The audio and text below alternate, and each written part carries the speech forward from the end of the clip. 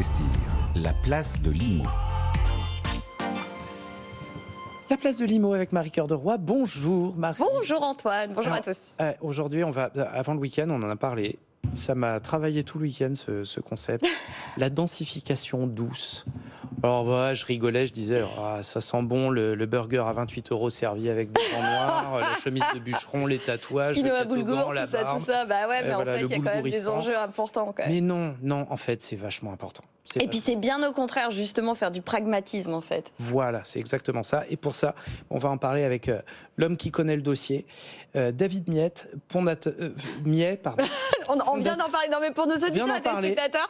Je l'ai annoncé pendant 2 heures, Miet, et je me plante en le lançant, il n'y a pas de souci. Aïe. David Miet, fondateur de Ville Vivante. Alors, il faut nous expliquer un peu ce concept. Alors déjà, Ville Vivante, qu'est-ce que c'est? Et puis cette densification douce. De quoi on parle, ouais. Ouais, c'est exactement ça.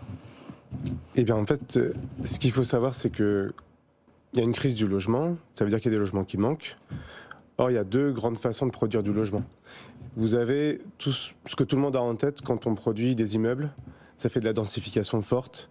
Très souvent, on fait des étages. Les riverains un peu négocient avec le maire des étages un petit peu à la baisse. Et donc, toute cette production de logement qu'on imagine beaucoup dans nos esprits, c'est très souvent de l'habitat collectif et c'est relativement dense.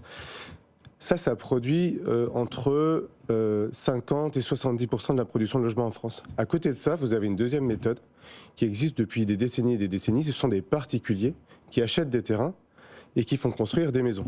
C'est comme ça qu'on a produit tous les quartiers pavillonnaires un peu partout en France. C'est très simple, quelqu'un achète un terrain, va chercher un constructeur de maison individuelle, un architecte ou un maître d'œuvre et fait bâtir sa maison. Ce sont des micro-projets d'un logement. Et donc la densification douce, c'est l'idée que pour densifier les villes existantes, puisque c'est quelque chose qui permet de rapprocher les gens des transports, de les rapprocher des emplois, on n'est pas obligé d'employer la méthode forte.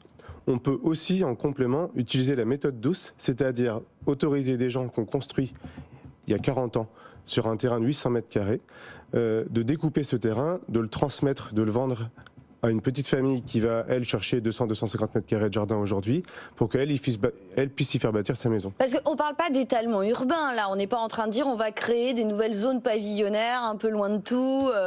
L'étalement urbain, il est bientôt fini, déjà pour des raisons législatives, parce que vous avez... le zéro artificialisation net. Qui s'appelle le zéro artificialisation net, qui veut dire que d'ici 2050, on va arrêter de consommer des terres naturelles et agricoles pour pouvoir se développer, ce qui est une bonne chose.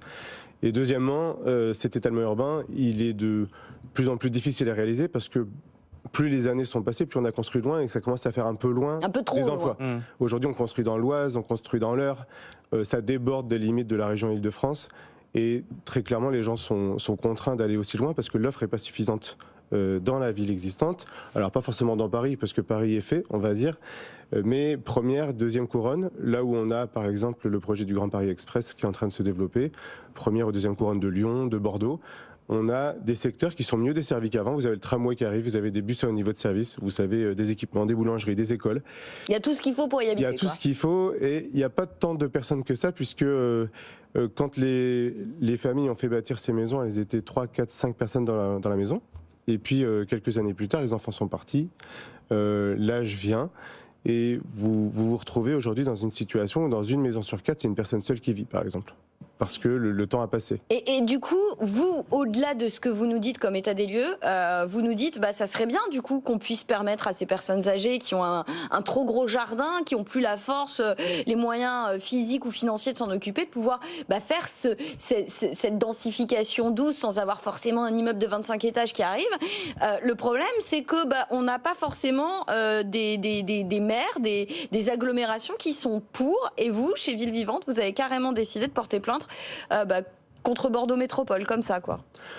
En fait, déjà, la première chose, c'est que nous, c'est notre métier d'accompagner des particuliers qui vivent dans une maison, dans un jardin, d'envisager la deuxième maison. Soit pour eux-mêmes, pour se faire un plein pied pour les vieux jours, soit découper un bout de terrain et, avec le produit de la vente, faire des travaux, par exemple. Et donc, on accompagne chaque année environ 2000 particuliers pour faire cette petite densification douce qui se voit quasiment pas. La plupart du temps, on le fait en collaboration et en association avec les villes et les collectivités. C'est en général elles qui nous sollicitent pour ne pas faire un lotissement de 50 maisons, mais trouver 50 places dans le jardin de leurs habitants Mais voilà. pour réussir à éviter le lotissement. Mais en plus, c'est un truc un petit peu à la britannique, c'est les semi-separated house, en fait, qui sont toutes les deux sur le même terrain. Je connaissais pas. Exactement. Alors après, il y a... C'est vieux comme mes robes, hein, mais en gros, on a deux petites maisons collées avec deux mais là, en propriétaires. l'occurrence, il ne s'agit pas de les coller quand même. Ah oui, il s'agit pas de les mettre l'une sur l'autre. Oui. On peut les coller, on peut les mettre les unes à côté des autres.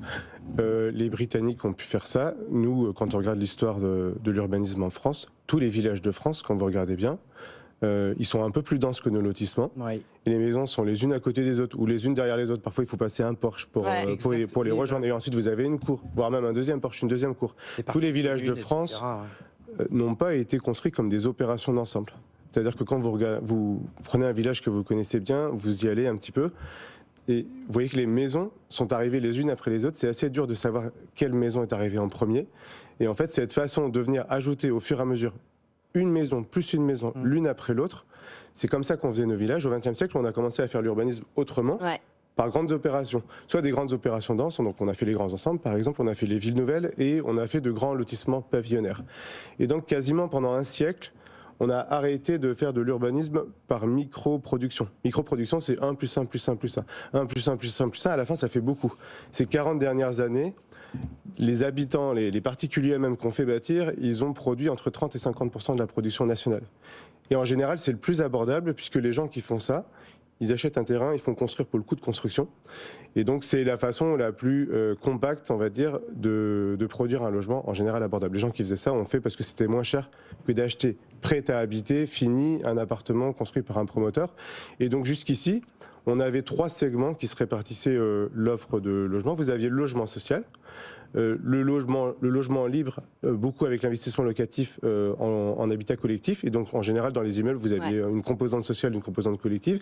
Et vous aviez un 3e segment qui se faisait beaucoup en étalement urbain, qui était cette construction de maisons individuelles à maître d'ouvrage habitant, c'est-à-dire que c'est l'habitant qui faisait construire. Et ce segment-là, il a représenté 200 000 unités par an jusqu'au milieu des années 2000. Ouais. Aujourd'hui, on va arriver à 50 000. Ouais. Et en fait, ce que dit Ville Vivante, et c'est la raison pour laquelle on conteste le document d'urbanisme de Bordeaux Métropole, c'est qu'un territoire ne peut pas avoir l'offre de logements équilibrée et complète qui correspondent à tous ses besoins si elle ne s'appuie que sur les grands projets, sur les grandes opérations d'aménagement, les grandes opérations de promotion.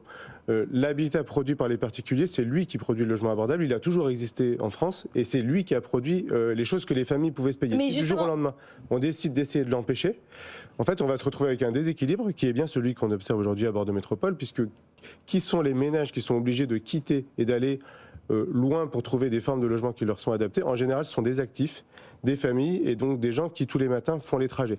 Vous avez 60 000 familles à Bordeaux Métropole qui vivent à l'extérieur de la métropole et qui tous les matins viennent y travailler. Et c'est 1000 de plus tous les ans.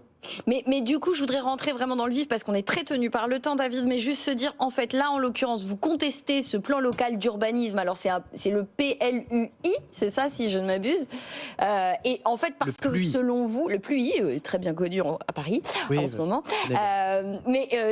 parce qu'il y a quelque chose, selon vous, d'illégal, de contestable, et que vous contestez, pour permettre finalement à ces gens qui ont un jardin, qui souhaiteraient vendre cette parcelle, une partie de leur parcelle pour faire construire des maisons, vous avez identifié le potentiel de constructibilité qu'il y avait dans ces jardins. Vous l'estimez à combien ? À 2000 maisons chaque année. Il y aurait 2000 maisons chaque année qu'on pourrait construire dans l'agglomération bordelaise et qu'on ne peut pas à cause de ce plan local d'urbanisme. Voilà, ça représente un peu plus d'un quart des besoins de la métropole bordelaise.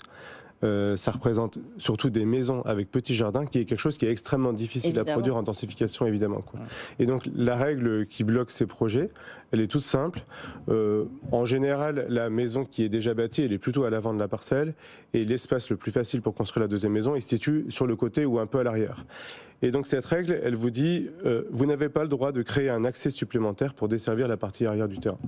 Et elle est généralisée sur à peu près 70 000 terrains dans la métropole. Donc juste avec une seule règle, on bloque déjà 70 000 terrains. Et puis vous avez d'autres règles qu'on ne va pas développer là, mais qui existent aussi, qui sont des distances par rapport aux limites des voisins, et tout un tas de règles qui font que, à la fin, le potentiel est ultra limité de façon intentionnelle, puisque vous avez des riverains qui font pression sur les élus. Alors, ils sont peut-être minoritaires, mais ils sont plutôt bien organisés. Ils parlent fort, c'est-à-dire qu'ils sont peut-être pas majoritaires, mais ils parlent plus fort bien, que les ils autres. sont entendus. En tout cas, ils sont vraiment militants.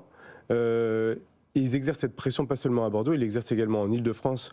Vous avez un certain nombre de PLU en Ile-de-France qui n'utilisent pas cette règle, qui est illégale.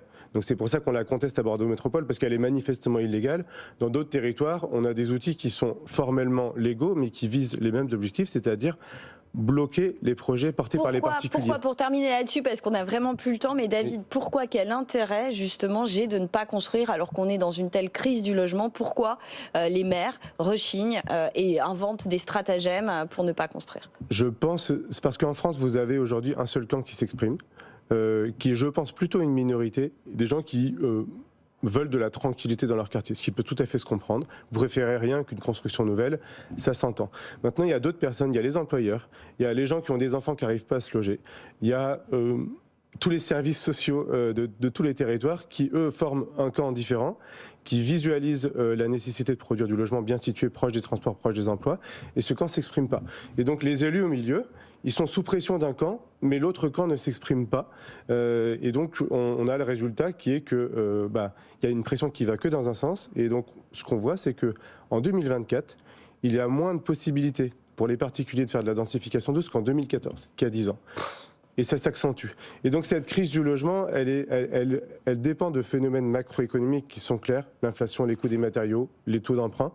Mais vous avez aussi une mécanique locale qui est dans les mains des techniciens urbanistes et des élus locaux, qui est assez absconse. C'est difficile de la comprendre, mais elle joue vraiment un rôle clé, c'est-à-dire qu'il y a des milliers de personnes qui ont des projets qui sont finançables, pour construire sur des terrains qui sont déjà financés, c'est-à-dire que le terrain qui est là dans votre jardin, il y a déjà une voirie, il y a déjà des réseaux, et il a déjà été payé il y a 20 ans ou il y a 30 ans, il n'y a plus que la construction à financer, c'est-à-dire qu'on est vraiment sur des choses complètement finançables, même dans des moments difficiles comme aujourd'hui, et ces projets sont interdits, bloqués intentionnellement. Et donc, on espère que vous avez réussi à mobiliser ceux qui feront pression dans l'autre sens, non? C'est un peu le but. Je pense qu'on va commencer, et puis ça ne pourra pas tenir comme ça très longtemps de toute façon.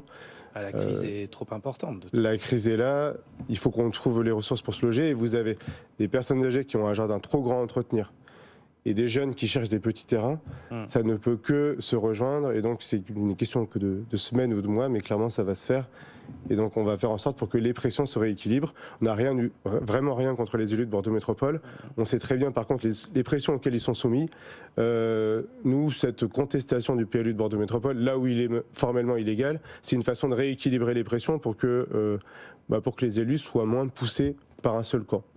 C'est comme ça, hein, souvent qu'on trouve des solutions, c'est quand les intérêts convergent. Et là, pour le coup, il y a quand même une aberration. Donc cette densification douce, merci David Nied de nous en avoir parlé, fondateur de Ville Vivante. Merci Marie Cœur de Roi. Et on se retrouve demain. À demain. Une prochaine chronique immobilière. Place de Limo, c'est avec vous, bien sûr.